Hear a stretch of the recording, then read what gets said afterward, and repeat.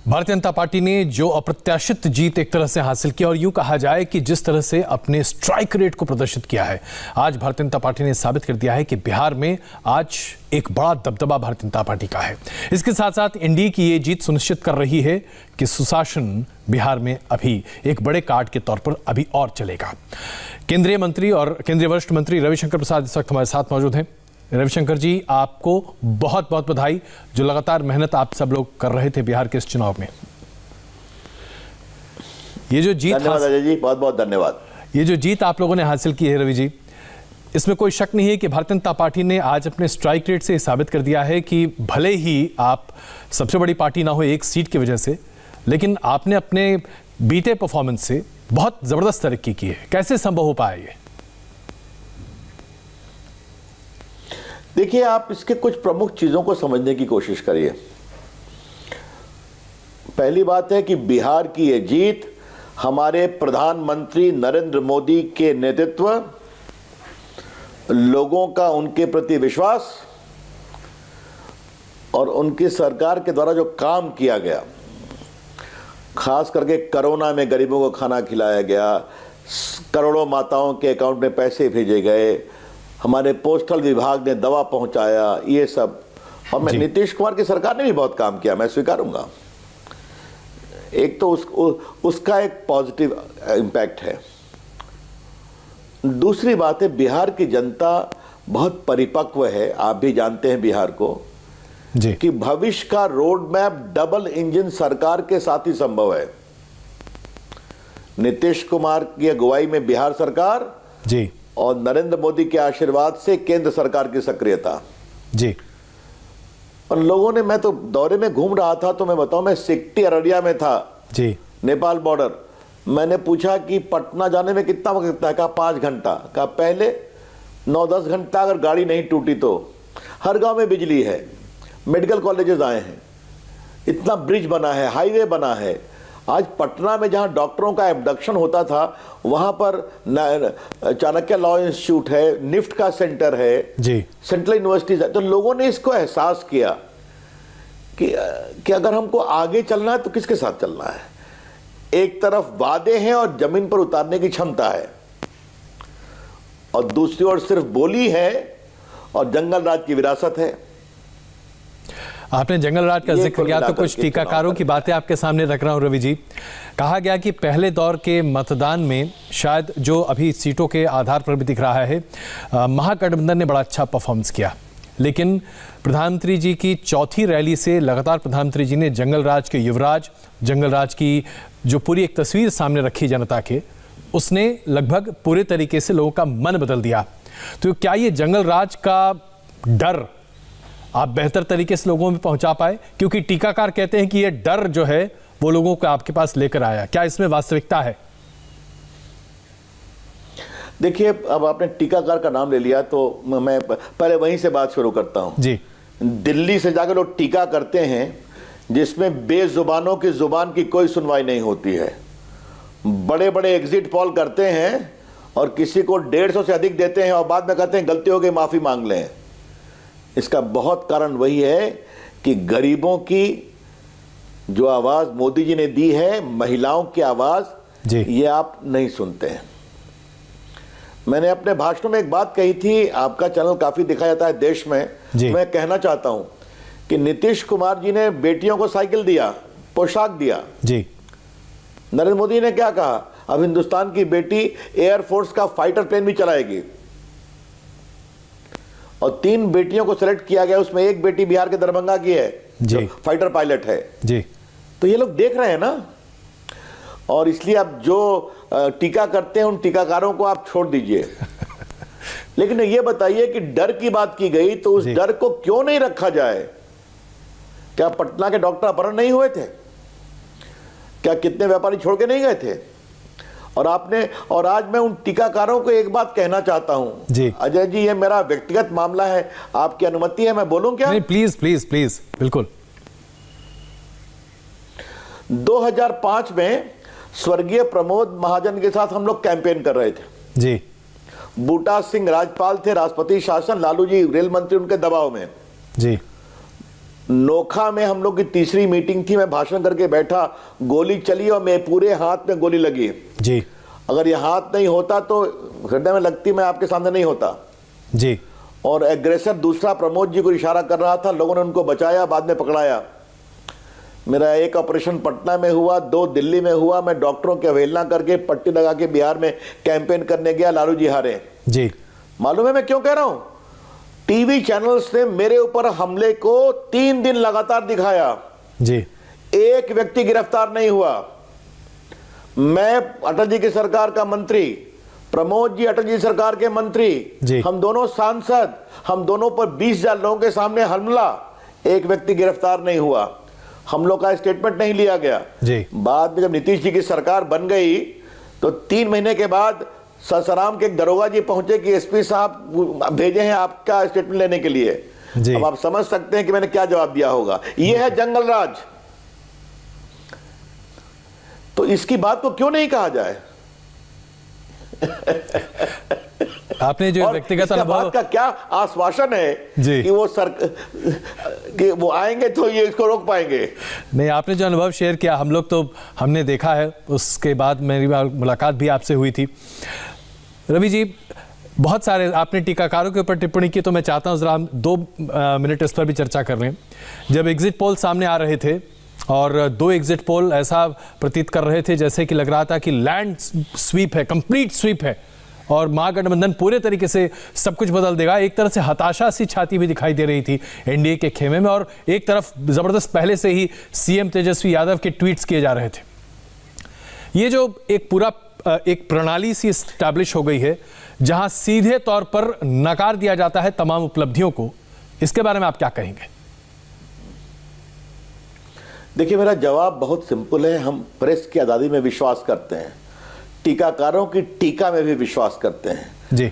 नरेंद्र मोदी जी की घृणा करने के उनके अधिकारों का भी हम सम्मान करते हैं, लेकिन जमीन की सच्चाई को जब आप इग्नोर करते हैं तब आपकी पत्रकारिता और टीकाकारिता पर आपका पूर्वाग्रह हावी हो जाता है। जी। आज देखिए, एग्जिट पोल में जो गलती किए हैं तो आपने अपनी क्रेडिबिलिटी लूज की है। जी। आपको याद होगा 2019 के चुनाव में भी अजय बाबू, आपको ध्यान रहा होगा जी। कुछ लोग कहते मोदी जी को 150-200 से अधिक सीट नहीं मिलेगी बीजेपी को जी, और पार किए 300 के पार। तो ये जरा समझना चाहिए। और ये हमारे दिल्ली के पत्रकार एक नैरेटिव बना लेते हैं जी, और पटना में कुछ लोगों से बात करके चले आते हैं और कहते हैं एकदम नीतीश कुमार साफ हो रहे हैं और तेजस्वी आ रहे हैं। जी। आज वो कहां हैं? क्या वो पब्लिकली ओन अप करेंगे हमसे गलती हुई है? ऐसे करना चाहिए आपको लगता है? नहीं, सवाल पूछा तो अजय बाबू एक बात और पूछनी है जी। वो बड़े साहब कहां हैं जो बिहार में घूम रहे थे और ईवीएम को मोदी वोटिंग मशीन बता रहे थे और चाइना पर बड़ी बड़ी बातें कर रहे थे जी। खुद भी डूबे, तेजस्वी को भी ले डूबे और पूरे हिंदुस्तान में साफ हो गए। तो कोई उनसे पूछेगा युवराज से कि आपकी अगुवाई में आपकी पार्टी सिकुड़ सिमट रही है या हर बार ईवीएम का ठीकरा फोड़ा जाएगा हर के लिए? नहीं, मेरा अगला सवाल यही था रवि जी आपके लिए। ये जो 110 जीते हैं महागठबंधन के लोग जी, जी प्लीज बोलिए। ये भी तो ईवीएम से ही जीते हैं ना? नहीं, अब मेरा अगला सवाल यही था। दरअसल कल शाम में एक ट्वीट सामने रखा गया और उस ट्वीट में कहा गया कि 119 उम्मीदवार जीत चुके हैं और उनकी लिस्ट जारी नहीं की जा रही है। डीएम से लगातार दबाव डलवाया जा रहा है, कहा जा रहा है कि सब कुछ फर्जीवाड़ा है, सब ध्वस्त हो चुका है। चुनाव आयोग से कंप्लेंट करने की बात कही जा रही थी। ये क्या है? राजनीति में कैसे संभव है कि एक तरफ जब आपको रसगुल्ले मिल रहे हैं तो आप खा लीजिए और अगर उसमें कुछ कड़वा है तो तुरंत मुंह से थूक दीजिए? भाई मैं इसका जवाब बहुत दूसरे प्रकार से देना चाहूंगा जी। अपनी विजय में अजय बाबू हम लोग शालीन हैं, वो अपनी हार में गरिमा में आचरण का परिचय क्यों नहीं दे सकते? क्या बात जी। ये मेरे सवाल है। यही मैं इतना ही कहना चाहूंगा कि कभी चुनाव आयोग पर, कभी ईवीएम पर ठीकरा, और फिर आज मैं चाहूंगा कि आपके दर्शकों को दोबारा रिमाइंड करें जी कि ये लोग सुप्रीम कोर्ट में गए थे ईवीएम को चैलेंज करते हुए। सुप्रीम कोर्ट ने ईवीएम में चुनाव आयोग को कहा कि आप इसका पूरा डिस्प्ले कराइए कि कैसे सिक्योरिटी प्रूफ है। जी चुनाव आयोग ने सारी पॉलिटिकल पार्टी को बुलाया, ये लोग कुछ लोग गए, कोई गड़बड़ नहीं दिखा पाए। तो जी। इनका टोटल सार यही है, जब हम जीत जाएं तो चुनाव आयोग ठीक है, ईवीएम ठीक है, हम हार जाएं और खास करके अगर भाजपा जीत जाए तो ईवीएम गड़बड़ है। ये कौन सा तर्क है भाई? बिल्कुल। दरअसल हम एग्जिट पोल पर एक चीज़ और आपसे कहना चाहते हैं, हम इंडिया टीवी कभी भी एग्जिट पोल नहीं दिखाते क्योंकि हमें लगता है कि प्रामाणिकता उस पर नहीं है। बहुत बार आप वोटर के मन को टटोल नहीं पाते, वो बहुत कुछ करके आता है और चुप रहता है। साइलेंट वोटर जिसकी बात आपकी पार्टी ने भी है, उसके साथ जेडीयू ने भी कई बार की। ये जो सर्टिफिकेट अचानक दे दिया जाता है एग्जिट पोल के बाद और उसके बाद पूरा हो हल्ला माहौल तैयार हो जाता है, आपको लगता है कि अब इस पर भी विचार होना चाहिए कि एक प्रामाणिकता होनी चाहिए, एक पैमाना होना चाहिए, अन्यथा जनता दिग्भ्रमित होती है। एक टॉकिंग पॉइंट मिलता है जो कि अचानक चुनाव के बाद गायब हो जाता है। देखिए, जनता जरा भी दिग्भ्रमित नहीं होती, जान लीजिए आप जी। जनता को मालूम है कि हमें क्या करना है। और मैं हमेशा एग्जिट पोल वालों से कहूंगा या करवाने वालों से कहूंगा जी, और उनका ढोल बजाने वाले चैनलों से कहूंगा कि यह पब्लिक है, सब जानती है बस। तो कृपया करके जी, भारत के देश के जनता की गरिमा समझदारी को हल्के में ना आके, अब देखिए ना, आपको मैं उसका एक जवाब देता हूं क्योंकि एक आपको क्लियर प्रूफ दे रहा हूं। एक साहब जो तेजस्वी यादव जी की बिल्कुल हवा की बात कर रहे थे, उन्होंने कहा कि लव सिन्हा जीतेंगे। हारे कितने वोट से? 35,000 प्लस वोट से। जी। पटना साहिब विधानसभा से नंदकिशोर यादव हार रहे हैं जी। वो जितने कितने वोट से? 20,000 प्लस से। अब मुझे ये बताइए कि ये सब मेरा लोकसभा क्षेत्र है जी।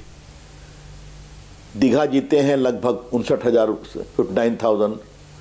ये भी जीते बाकीवुड 38,000।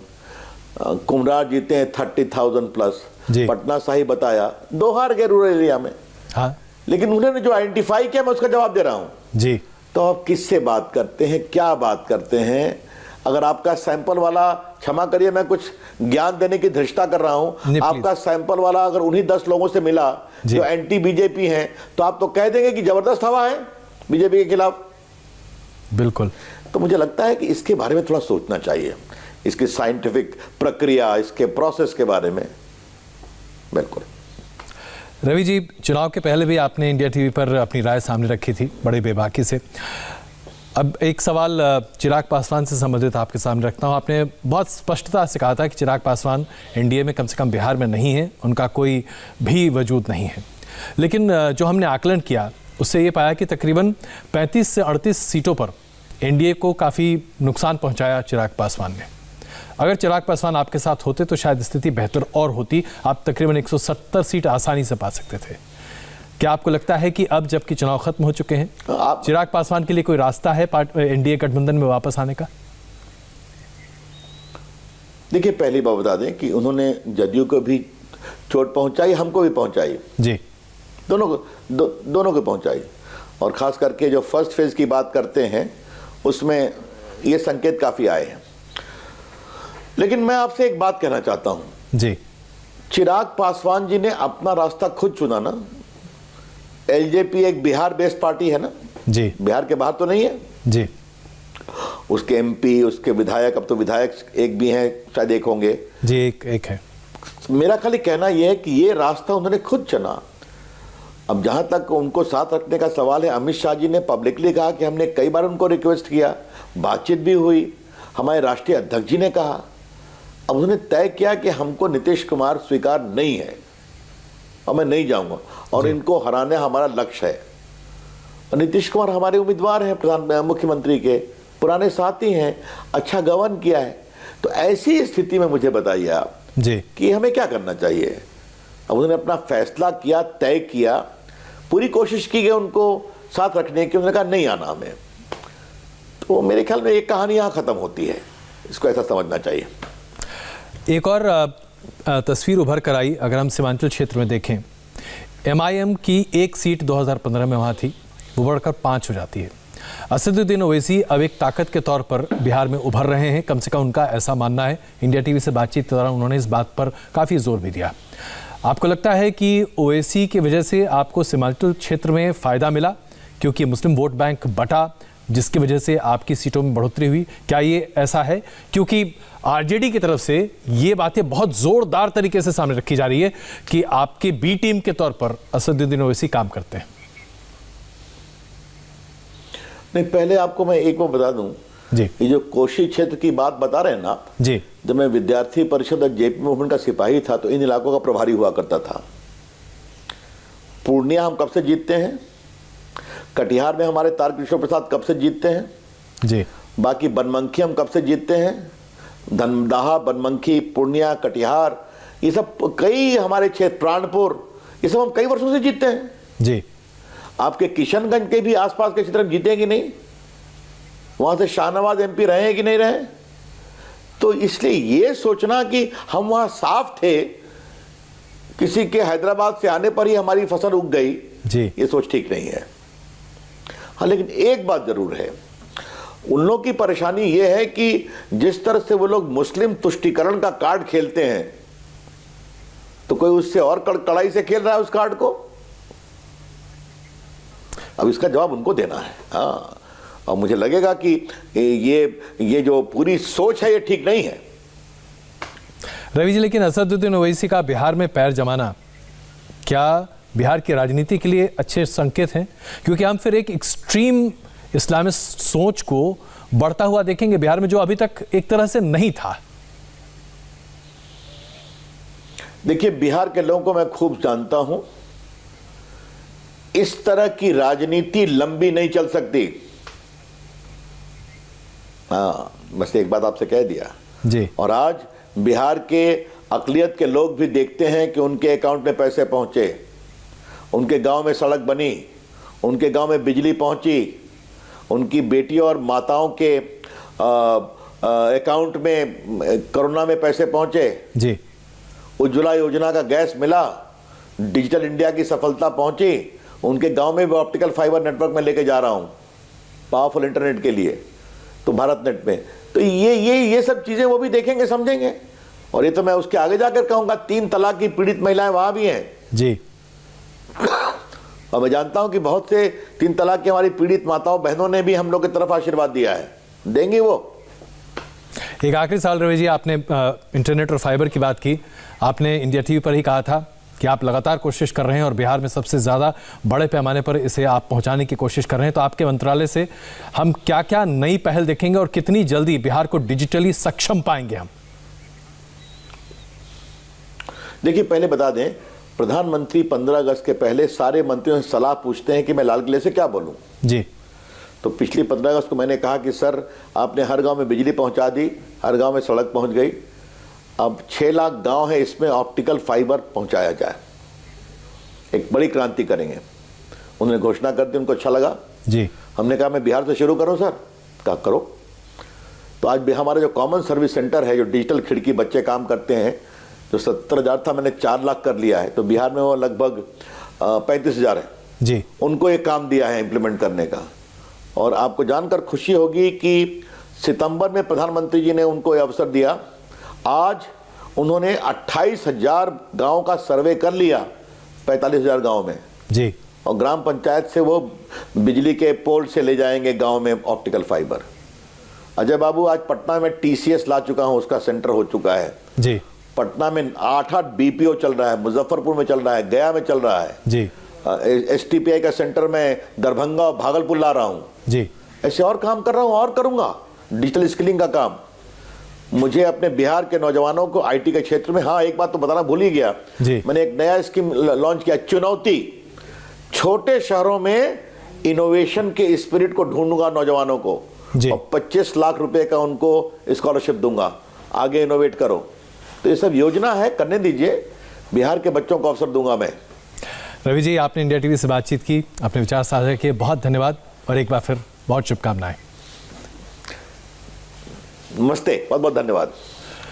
रविशंकर प्रसाद, भारतीय जनता पार्टी के वरिष्ठ नेता और केंद्रीय मंत्री, बिहार को एक विकास के रास्ते पर ले जाने की बात कर रहे हैं, लेकिन एनडीए की जीत पर जेडीयू की तरफ से क्या प्रतिक्रिया आ रही है, इस छोटे से ब्रेक के बाद।